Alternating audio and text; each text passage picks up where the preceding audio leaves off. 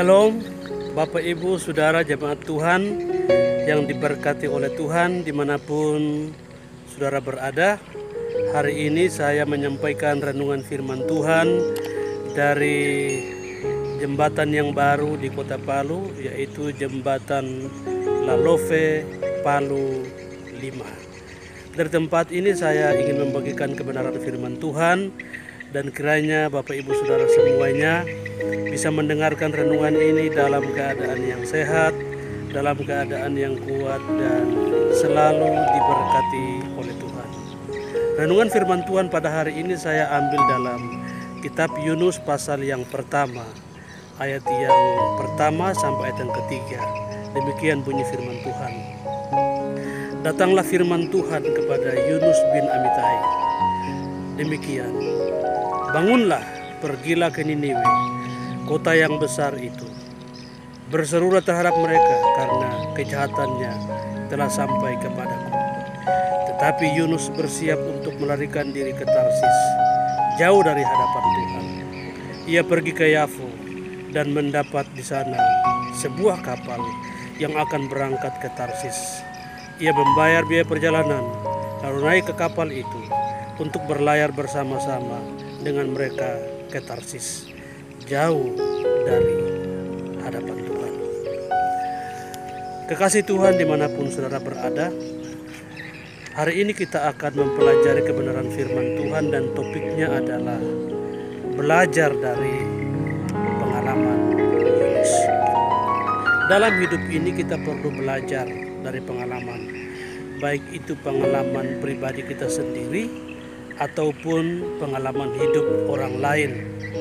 Apakah itu tokoh Kristen atau siapapun, kita perlu belajar dari pengalaman hidup orang lain. Dan hari ini kita belajar dari apa yang Yunus alami pada waktu zaman perjanjian lama. Yunus adalah seorang nabi kecil, diutus oleh Tuhan dari Yerusalem. Dia mendapat pesan itu dan diutus Tuhan untuk pergi ke kota Niniwe. Niniwe itu letaknya di wilayah Irak. Dan firman Tuhan menjelaskan bahwa kejahatan penduduk di Niniwe sudah sampai di hadapan Tuhan. Itu berarti kejahatan mereka luar biasa. Yunus disuruh pergi ke Niniwe, tapi dia malah pergi ke Tarsis. Dia pergi ke Yafo, pelabuhan kuno di Tel Aviv, Israel, membeli tiket untuk berangkat ke Tarsis, satu kota kuno di wilayah Laut Tengah. Satu pelarian yang luar biasa. Dan Yunus ingin lari dari panggilan itu. Dalam benaknya, Niniwe kota yang begitu jahat. Bahkan sebuah tulisan mengatakan bahwa tidak segan-segan penduduk Niniwe itu menguliti musuhnya, lalu kulitnya digantung di tembok-tembok kota. Kejahatan mereka luar biasa. Kekasih Tuhan dimanapun saudara berada, di zaman perjanjian lama, penduduk kota Niniwe atau kota Niniwe adalah satu kota yang cukup ramai. Bahkan Alkitab mencatat bahwa waktu itu jumlah penduduk mereka adalah 120.000 orang. Bayangkan Bapak Ibu, itu zaman perjanjian lama, penduduknya sudah berjumlah ratusan ribu. Dan Yunus disuruh ke sana. Ada ketakutan dalam dirinya. Dan dia pergi ke Yafo, membeli tiket naik kapal, dan hendak berangkat ke Tarsis. Pelajaran apa yang kita bisa ambil dari pengalaman atau kehidupan Yunus? Poin yang pertama, melalui pelajaran ini kita sadar akan panggilan Tuhan dalam hidup kita. Yunus tidak menyadari bahwa dia adalah seorang nabi. Dia ingin melarikan diri di tempat yang paling jauh. Dipikirnya Tuhan akan lupa dengan perintahnya. Tapi Tuhan tetap kejar Yunus sampai ia mendatangkan badai yang besar menghantam kapal mereka. Kekasih Tuhan, jangan sampai kita lari dari panggilan Tuhan. Hidup dalam pelarian akan mendatangkan malapetaka dalam hidup kita. Dan ketika kapal itu diterpa badai, Yunus tahu bahwa dialah sumber atau penyebabnya, dan Yunus dilemparkan ke dalam laut. Tapi Tuhan masih sayang. Atas seizin Tuhan, datanglah seekor ikan menelan Yunus. Tuhan masih sayang walaupun Yunus lari dari panggilan Tuhan. Poin yang pertama, sadar akan panggilan Tuhan dalam hidup kita. Yang kedua, melalui pengalaman Yunus ini, kita memahami kasih Tuhan yang tak terbatas. Yunus ditelan oleh ikan yang besar. Hidup dalam perut ikan selama 3 hari. Di satu sisi ini satu hal yang sangat tidak logis, sangat tidak masuk akal. Mana mungkin seorang manusia yang habitatnya beda, tapi Tuhan bisa kasih penghidupan bagi dia di dalam perut ikan selama 3 hari 3 malam.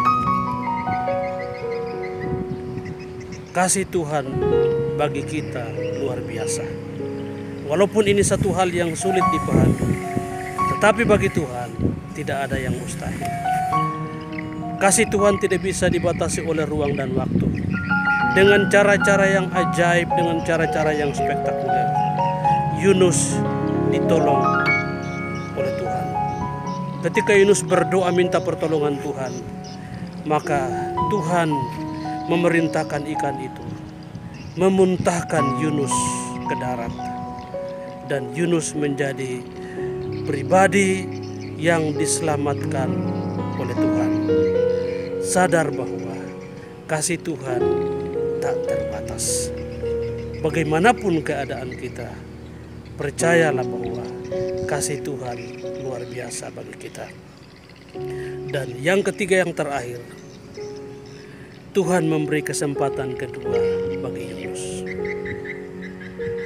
Dalam pasal yang ketiga, ayat yang pertama sampai ketiga, datanglah firman Tuhan untuk kedua kalinya agar Yunus pergi ke Niniwe untuk menyatakan kasih dan kemuliaan Tuhan kepada kota itu.